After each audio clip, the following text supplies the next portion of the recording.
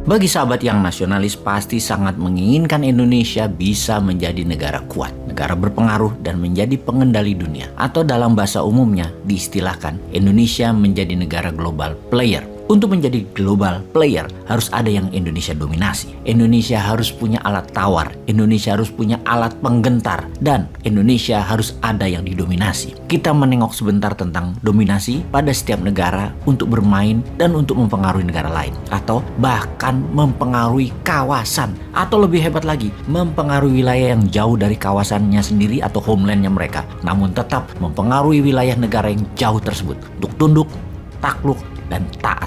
Dalam 7 kepemimpinan pemerintahan di Indonesia baru zaman Soekarno menjadi global player dengan Indonesia dinyatakan sebagai negara terkuat di selatan Katulistiwa. Namun sayang setelahnya Indonesia mengalami kemunduran perannya walau terlihat ekonominya meningkat secara grafik. Dan sekarang jika ditotal penduduknya dikalikan pendapatan GDP per kapita Indonesia baru masuk negara 15 terkaya di dunia. Oleh karena itu Indonesia menjadi anggota G20. Namun itu lebih dikarenakan banyak penduduknya. GDP tumbuh karena asing masuk dan pertumbuhan asing di Indonesia tercatat sebagai pertumbuhan GDP. Tapi bukan langsung bermanfaat buat rakyat yang untung hanya taipan, oligar, dan pejabat yang dekat dengan asing yang sesungguhnya diuntungkan.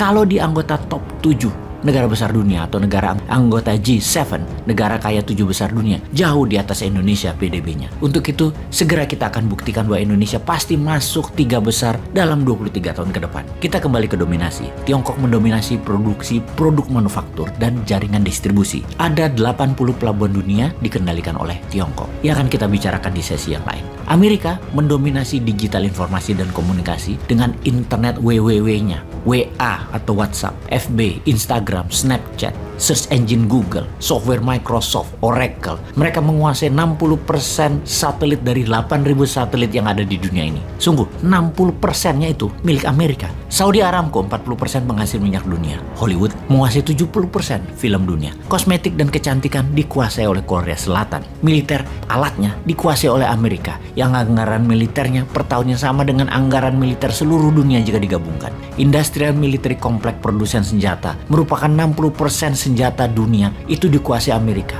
Yang kalau dinilai, nilainya adalah kira-kira 20% PDB-nya Amerika. Intinya setiap negara yang ingin diperhitungkan, ditakuti, bahkan negara tersebut harus ada yang didominasi. Ini penekanannya. Kita tambah sedikit informasinya. Dolar merupakan 90% alat transaksi di dunia. Dunia asuransi dan perbankan, 60% adalah negara Eropa Barat yang menguasainya. Mineral tanah jarang, 90% Tiongkok yang menguasainya. Wall Street menguasai 60% uang beredar dalam bisnis. Dan harusnya Indonesia bisa menjadi pengendali dunia karena 40% barang distribusi dunia melewati wilayah maritim Indonesia. Bahkan 85% barang produksi Tiongkok melewati wilayah Indonesia.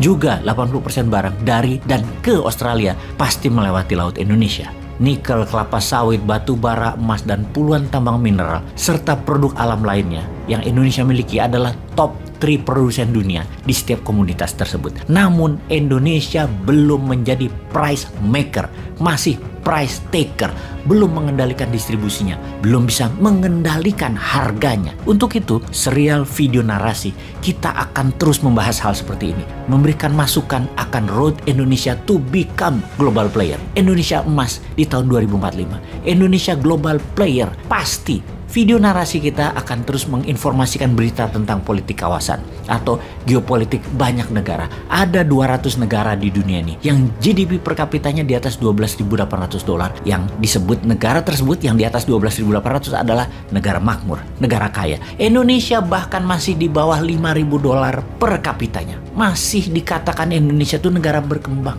middle income country.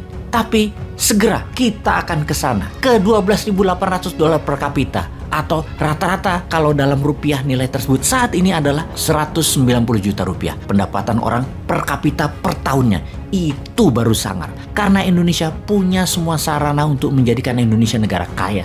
Rakyatnya sejahtera, rakyatnya sehat, rakyatnya pintar, dan negaranya berpengaruh. Semua kita punya sarananya. Langkah pertama adalah Indonesia kalau ingin mencapai itu semua adalah memfokuskan Indonesia menjadi negara produsen. Yaitu hasil tambang 100% harus di-refining di Indonesia. Bukan hanya menjual belikan bahan mentah atau bahan tambang setengah jadi. Seperti hanya masuk smelter. Jangan Jangan, namun harus selesai dimurnikan atau di-refining. Hal itu untuk sumber daya alam di bawah permukaan tanah. Sementara yang di atas permukaan tanah, hasil pertanian dan perkebunan harus bisa memproduksi 4 kali kebutuhan nasional agar kita bisa menjadi lumbung pangan wilayah dan kawasan. Demikian juga perikanan, kapal nelayan, cold storage, sistem distribusi ikan segar, hingga pengalengan. Semua ini harus membuat Indonesia raja hasil laut dunia. Kalau kita detailkan, teknologinya 100% bisa dibuat di Indonesia.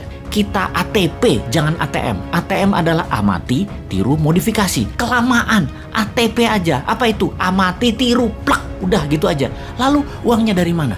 Uangnya printing money. Sudah ribuan kali kita katakan, cetak uang berdasarkan produksi itu tidak akan inflasi, karena rumus inflasi adalah jumlah uang beredar lebih besar dari hasil barang yang diproduksi. Jadi kalau hasil barang sama atau lebih besar dari nilai uang beredar, tidak ada inflasi. Jepang buktinya sudah 40 tahun deflasi, padahal cetak uangnya berkali-kali dilakukan, namun produksinya memang besar. Komik manga aja itu nilainya 50 billion dolar, dan itu senimannya dimodali pakai printing money yennya Jepang. Tajir itu main komik aja. Indonesia ya udahlah, nggak usah dibandingkan. Tapi ini ide. Anda semua harus paham bahwa printing money itu hal yang biasa selama uang beredar sama dengan hasil barang yang diproduksi. Kita akan cerita panjang tentang strategi untuk menjadikan Indonesia negara global player, termasuk menjadi negara penakluk pemersatu ala Gajah Mada. Bagaimana memainkannya? Kita ambil balik Timur Timur yuk. Kita bikin makmur Indonesia bagian timur yuk. Kita mainkan 3 negara Pasifik yang bakal merdeka yuk. Masa kita kalah sama Tiongkok sih? Kita kan lebih tua 4 tahun dari Tiongkok. Indonesia tuh merdekanya tahun 45, Tiongkok tahun 49.